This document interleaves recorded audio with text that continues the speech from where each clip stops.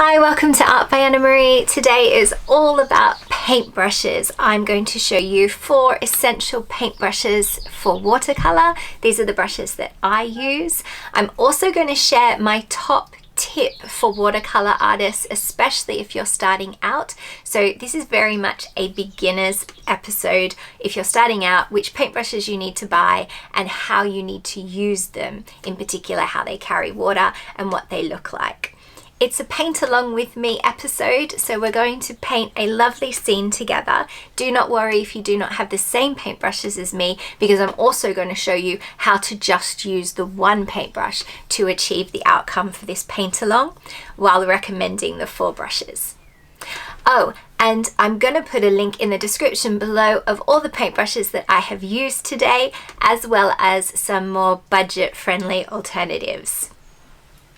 The 4 paintbrushes that I'm going to share with you today are the Pure Squirrel paintbrush, a Sable paintbrush, and a series number 7, Winsor & Newton Sable paintbrush, a masking fluid brush, and a synthetic brush. And I'm going to show you more about the synthetic brush towards the middle of the paint with me.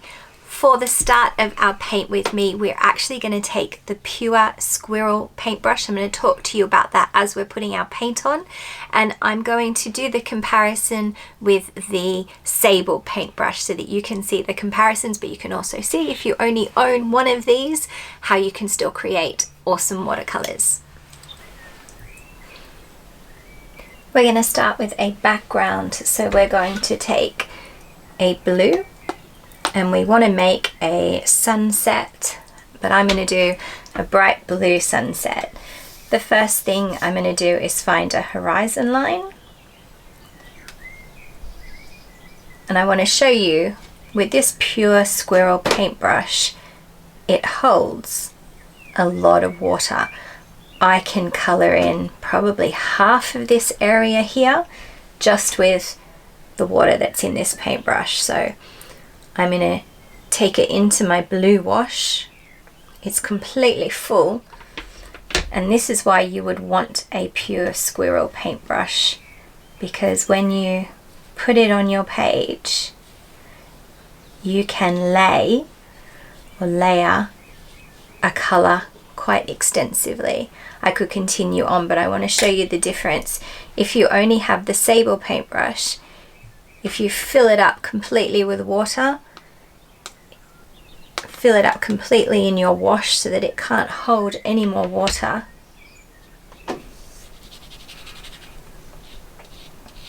you start to get a dry paintbrush.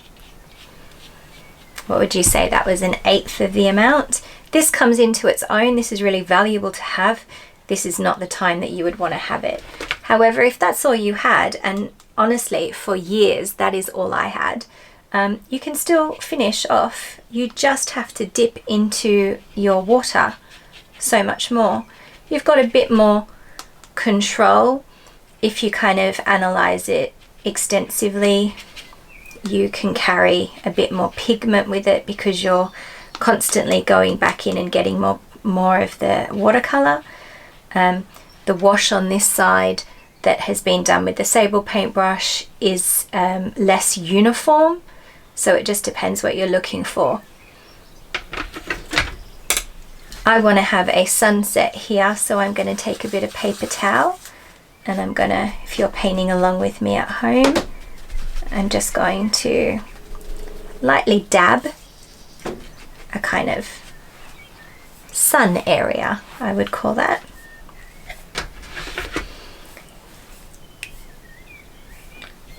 Take some more of your blue, working it from the horizon line and avoiding going all the way to the middle. If you imagine that your page is cut in half, don't color in the middle third. You can see how the Pure Squirrel paintbrush, you can fill this whole side in with your layer. If you only have your Sable paintbrush and you're going to do the same thing over this side, It's not a problem.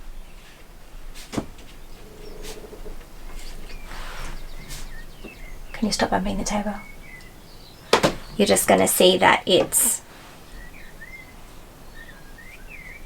a little bit more precise, if anything. Takes a bit longer as well, but it definitely does what you need it to do.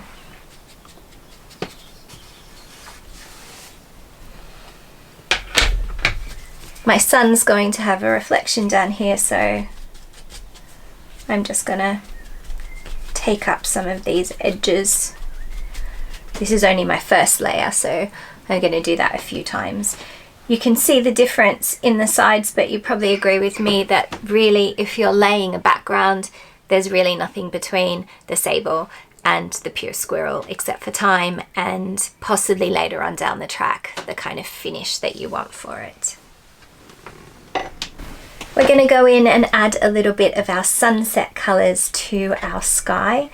The pack that I bought for the squirrel paintbrushes actually had these 3 in it. I've got a link in the description below to a pack that has 2 in it. I couldn't find the 3, sorry, but I'm going to use what's called a 00 Pure Squirrel. This big one is great if I have a big giant A3 piece of paper, but in this instance I'm going to change to this one. It's quite a small A5 size piece of paper. And I'm going to go in with a few of some sunset colours that I'm interested in adding. If you're new to the channel, you might not know how much I love this purple. Put my Pure Squirrel paintbrush over on its side.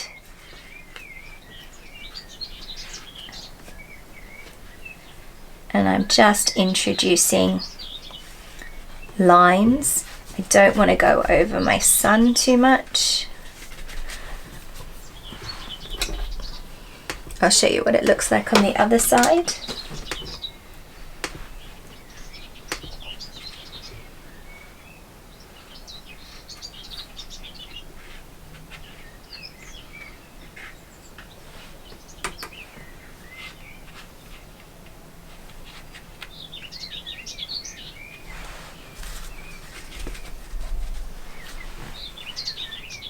I'm going to take my Sable paintbrush and add in a bit of orange.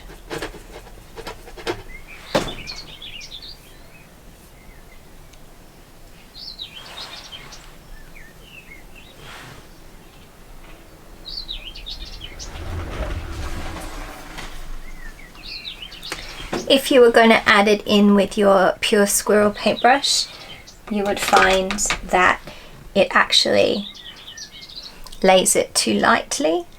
Because it holds so much water, it's not going to be as directional as what I wanted it over on this side. So I wouldn't use my Pure Squirrel paintbrush to continue to add precise layers.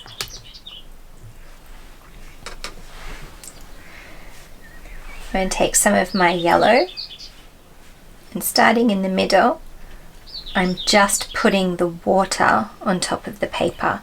I'm not painting it, I'm just putting some of the water in because this is just going to be the base layer. And when it goes around to a circle, I'm moving my paintbrush around so that it makes what appears to be a kind of circle. I'll take a bit more yellow and go across my horizon line, and a bit of water, and then I'm pulling that water with my paintbrush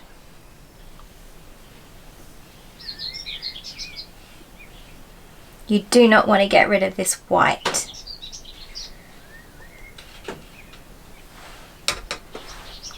A bit more yellow.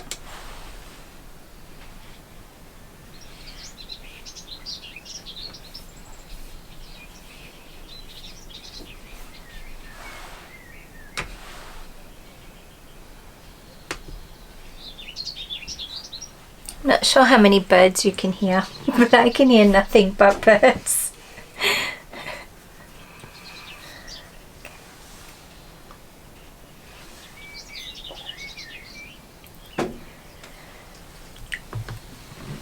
And for this sunset, I'm going to also add a bit of red.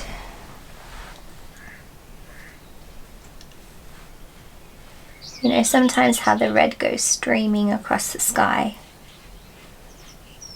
in the sun setting. Bit of water if you feel that the line is too dark. You can add a bit of water and lighten it out.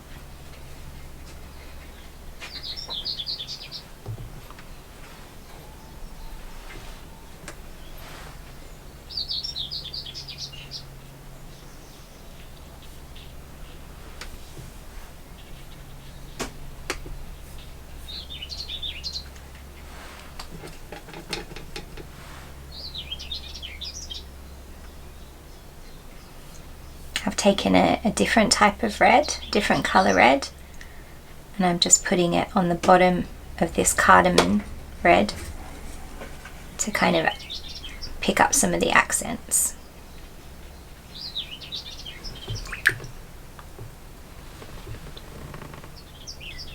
And then what we need to do is add some of this intense blue. And you can see how I'm adding all of this while it's still wet, or as I call it, a bit shiny. And that means that it has a chance to bleed into the other colors.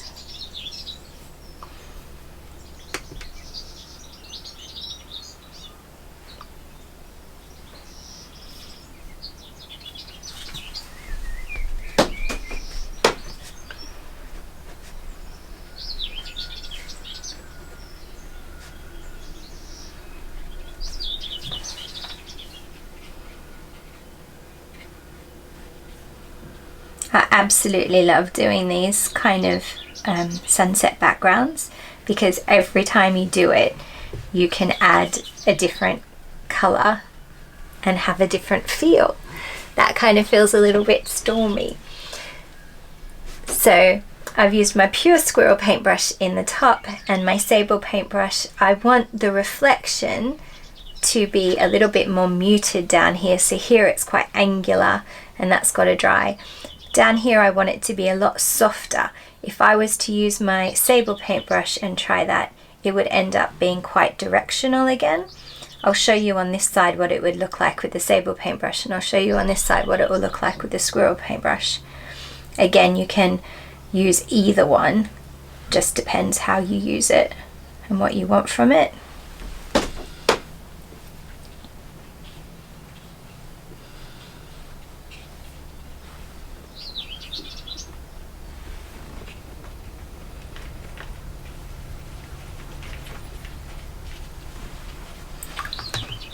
If you want this to look more motley, get some clean water and just put a dab in the middle. That water is going to hunt the pigment to the edge of that image, that kind of design, and it's going to end up looking a lot more mottled.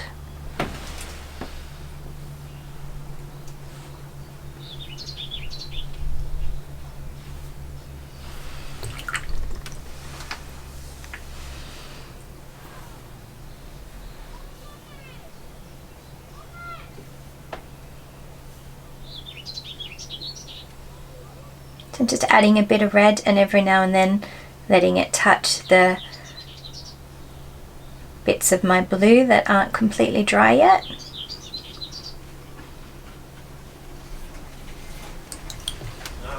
Then I have this purple.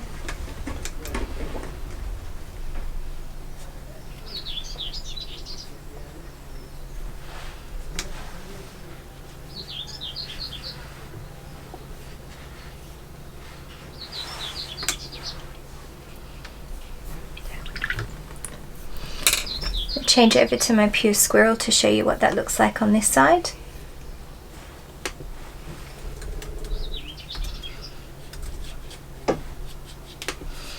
The pace at which you can lay this watercolor on with the Pure Squirrel is one of the advantages, because it holds so much. You're not constantly thinking about what it's doing so much.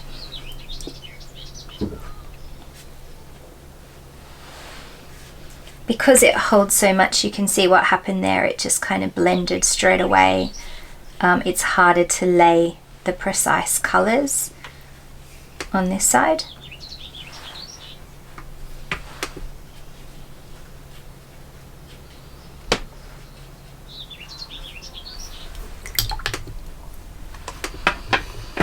Okay, we have used 2 of our paintbrushes for our sunset layer. We're going to let that dry. If you have a hairdryer, now is the time to use it. If you have the sun like I do, now is the time to use your sun. We will be back in a flash.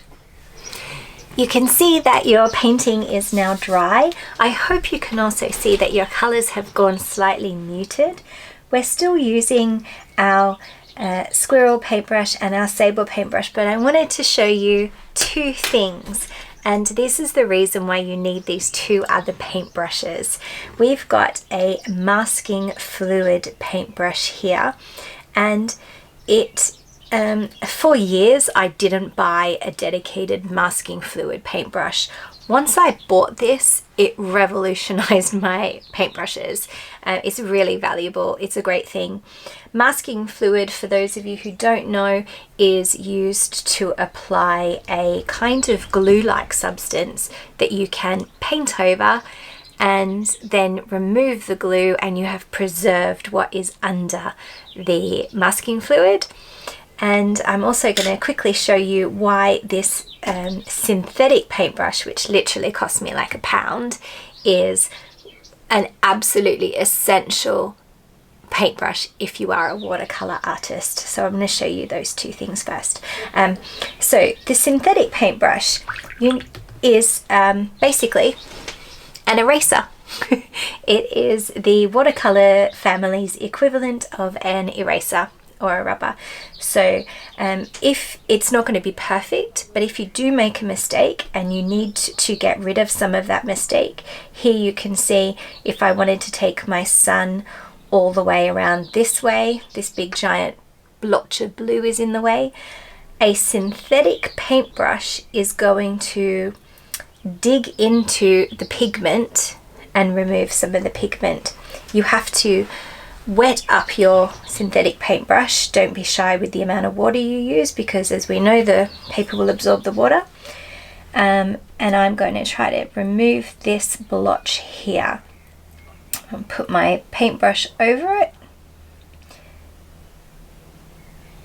and then I get rid of the excess water, and I go back in like a shovel. And I'm not trying to paint, I'm kind of digging the pigment up.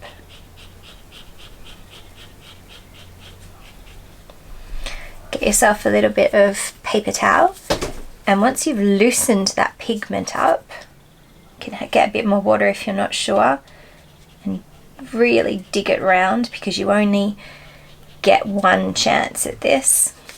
And you want to press quite hard on your paper, and you can usually, if I get a brighter bit, you can usually see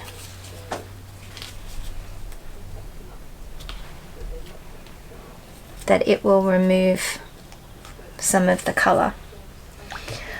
I have literally I've used this technique so many times when I have made mistakes in watercolor, and I've had to redo, you know, sometimes I've had to redo whole portraits just because a fraction, a millimeter of a smile was off, and that's been really a valuable technique. It's not 100% gone, but you'll see as we put the rest of our layers on, it'll go. Be really careful when you're using this technique not to destroy your paper. You want to be forceful with the bristles. You want to be forceful with these bristles, and the reason I use the synthetic paintbrush is because, have a look at this, it doesn't really bend.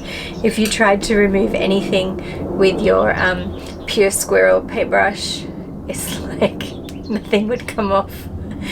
And I've tried it with the Sable in a pinch, and you can just see there it's so floppy.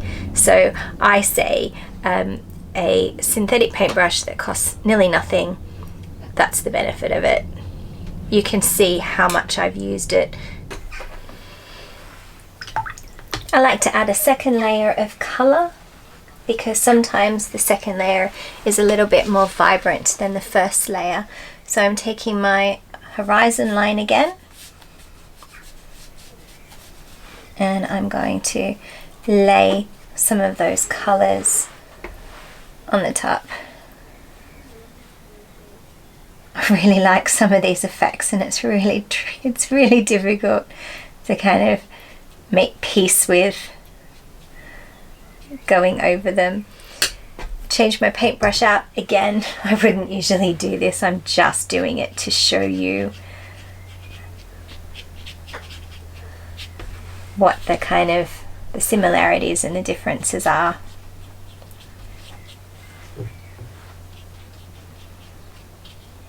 That looks lovely. I quite like it a little bit brighter, but I think the ship may have sailed there, so to speak. I don't think I can lighten these up at all. It's fine. What I do want to do is I want to add more of an orange to the bottom. Just want it to be a little bit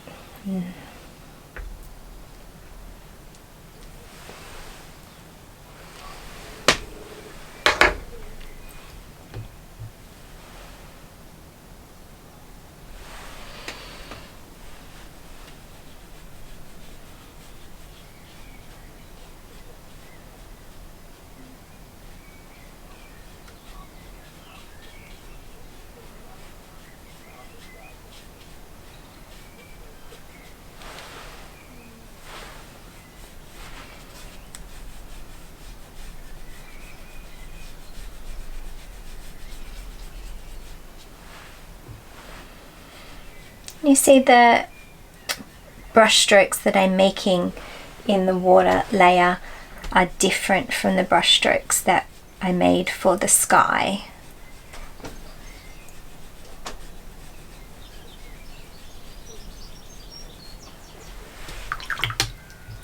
And then over this side, I'll take my Pure Squirrel just to show you.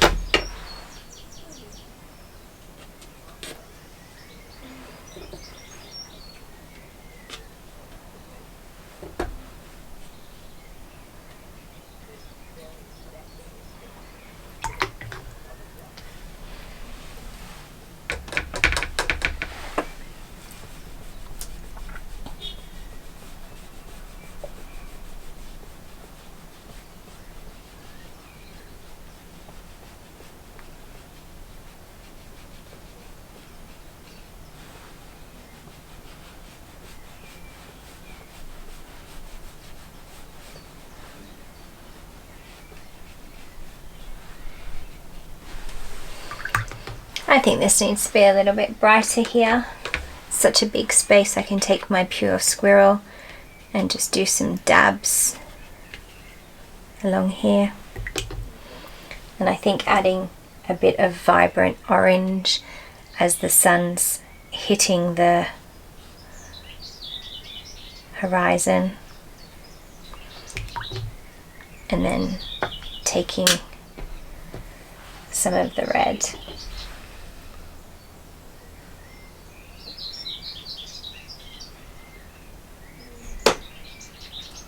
You know how the sun usually makes that kind of sizzle noise as it hits the horizon line.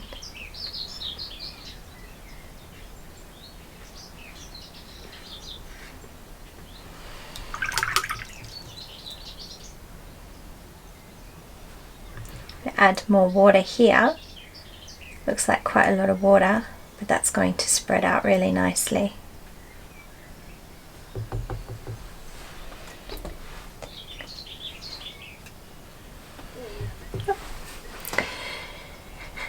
And again, you have now applied your second layer, so we're going to let that dry, and I'm going to put mine in the sun, and then we're going to be back and we're going to add our final bit of detail, which is my favorite bit after you've worked so hard on your background.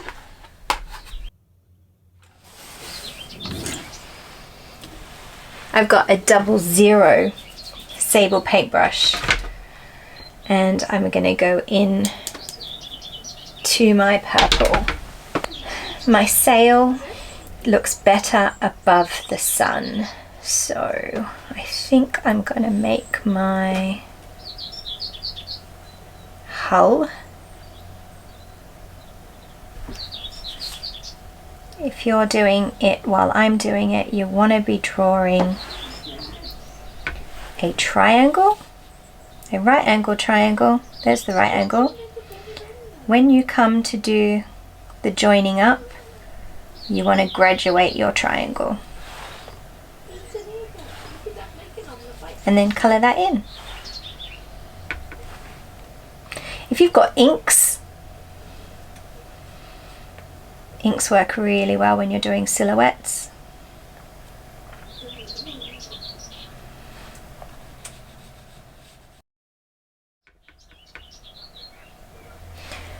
I'm just going to speed this part up for you at the moment.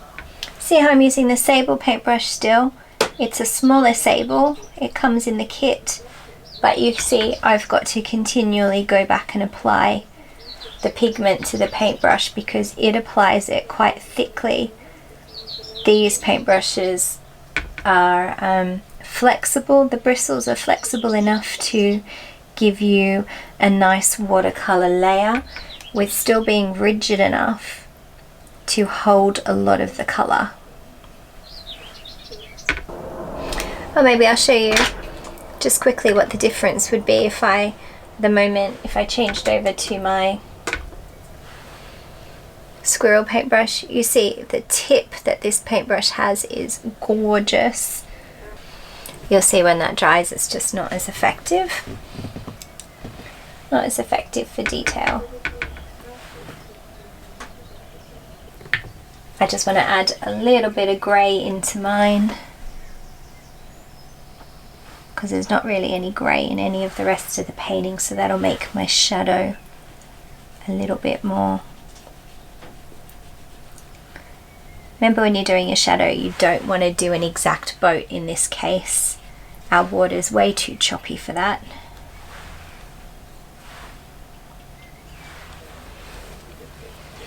Today has really been about showing you what kind of watercolor paintbrushes are important, but I also hope you've been able to paint along and create your own water scene.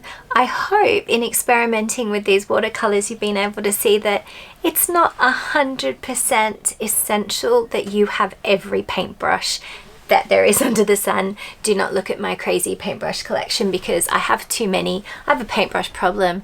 If I buy a paintbrush, I find it really difficult to throw it out. And over the years, I've bought different ones on the off chance that I may need them. But I promise you, the only ones that I've ever bought double of are these Sable Series 7 paintbrushes. And the Pure Squirrel ones I saved up for quite a while. I do recommend, if you don't get the synthetic and you don't get a masking paintbrush, I do recommend that for beginners starting off, your Series 7 paintbrushes are really important. And as I said before, I will put a link in the description below. Please comment and ask any questions that you might have on paintbrushes if I've forgotten anything. As always, thank you so much for watching, and if you have enjoyed this, why not hit the subscribe button? You've lasted this long, so maybe you'll come back. Who knows? Thanks guys. Bye.